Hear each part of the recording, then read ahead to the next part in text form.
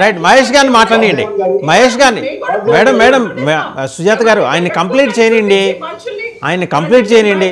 సుజాత గారు మీ దగ్గర వస్తాను, ఆయన్ని కంప్లీట్ చేయనియండి ప్లీజ్, ఆయన్ని కంప్లీట్ చేయనియండి. ఒక నిమిషం చౌదరి గారు, మహేష్ గారిని. సార్ ఇప్పుడు నిన్న ధర్మన్న కృష్ణదాస్ గారి మీద, రోజా గారి మీద నిన్న నోటీస్ ఇవ్వడం, సర్వ్ చేయడం జరిగింది. వాళ్ళని ఈ రోజు వాళ్ళ దాని మీద వివరణ ఇవ్వడం జరుగుతున్నారు. మొన్న కూడా అదేలాగా మీరు అన్నట్టు ఎవరైతే ఇంతకుముందు జోగి రమేష్ ఉన్నారో వాళ్ళ అబ్బాయి కూడా ఆల్రెడీ డీటెయిల్స్ ఎంక్వైరీ జరిగింది, ఆ తర్వాత నోటీస్ ఇచ్చారు, అరెస్ట్ చేయడం జరిగింది. నాకు తెలిసి ఈ నెల 28 కానీ 29వ తేదీ కానీ నాకు తెలిసి ఇంకొంత డేటా కలెక్ట్ చేసుకోనో లేకపోతే వాళ్ళ ఎవిడెన్స్ ఏదో పెట్టుకోనో నాకు తెలిసి దూరంపూడి చంద్రశేఖర్ రెడ్డి గారి మీద, ఆ తర్వాత వాళ్ళ యొక్క అనుచరుల మీద కూడా ఖచ్చితంగా అరెస్ట్ అయితే కొనసాగబోతుంది. ఇది ఏది రెడ్ బుక్ లో మెన్షన్. మహేష్ గారు మీరు ఒక ప్రస్తావన చేశారు, నేను ఐ హావ్ టు అప్రిషియేట్. ఎందుకంటే ఇన్ఫ్యాక్ట్ ఆ రేషన్ బియ్యం కుంభకోణాన్ని బయట తీసిందే జనసేన. ఇవి కాక ఇంకొక 5 కుంభకోణాలు మీరు మీ పార్టీ చాలా హోంవర్క్ చేసి విత్ ఎవిడెన్స్ అన్నీ ఆల్రెడీ రెడీ చేసేసింది. ఇప్పుడు మాట ఇది 5-6 నెలల క్రితం మాట ఇదంతా. మరి రెడీ చేసిన తర్వాత ఇప్పుడు మళ్ళీ కొత్తగా ఎవిడెన్స్లు తయారు చేయటం ఏంటి? ఆ ఎవిడెన్స్లు మీరు సిఐడికి ఇవ్వచ్చు కదా, లేకపోతే ఇన్వెస్టిగేటింగ్ ఆఫీసర్స్కి ఇవ్వచ్చు కదా. ఎందుకని మీరు వెనకం చేస్తున్నారు? ఏ ఫోర్సెస్ మిమ్మల్ని వెనక్కి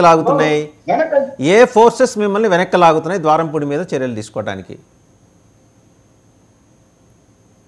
వినిపిస్తుందా మహేష్ గారు?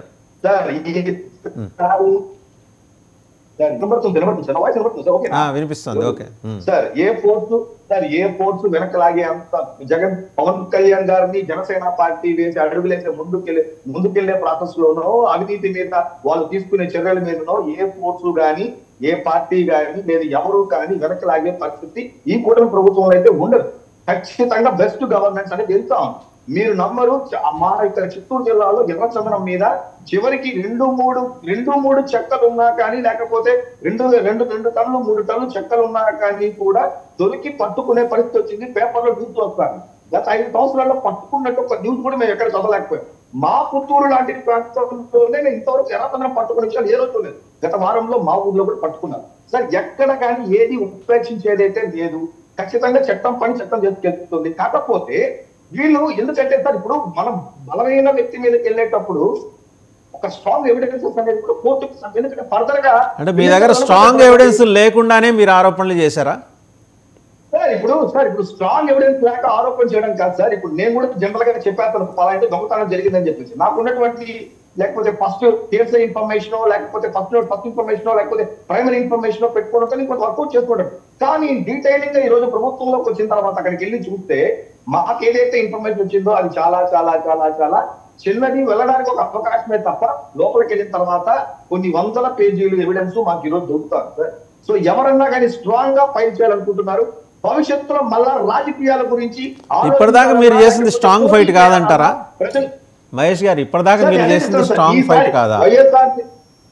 స్ట్రాంగ్ గా లేకపోతే సార్, ఇప్పుడు సపోర్టింగ్ డాక్యుమెంట్స్ అనేది ఎంత ప్రొడ్యూస్ చేస్తే, ఎంత డేటా ఇస్తే నీకు అంత స్ట్రాంగ్ అవుతుంది. ఎందుకంటే నంబర్ ఆఫ్ సెక్షన్స్ ఫైల్ అవకాశం ఉంటుంది.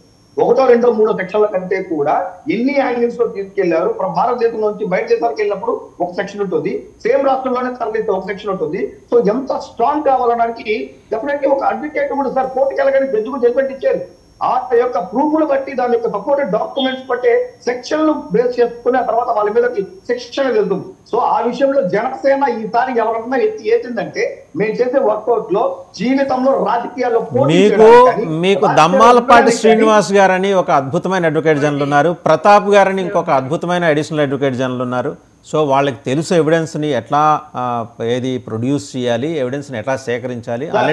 ఆల్రెడీ వాళ్ళు చేయాల్సిన వర్క్ అంతా మీరు చేశారు. ఆ వర్క్ ఏదో వాళ్ళకి ఇస్తే వాళ్ళు చేస్తారు కదా.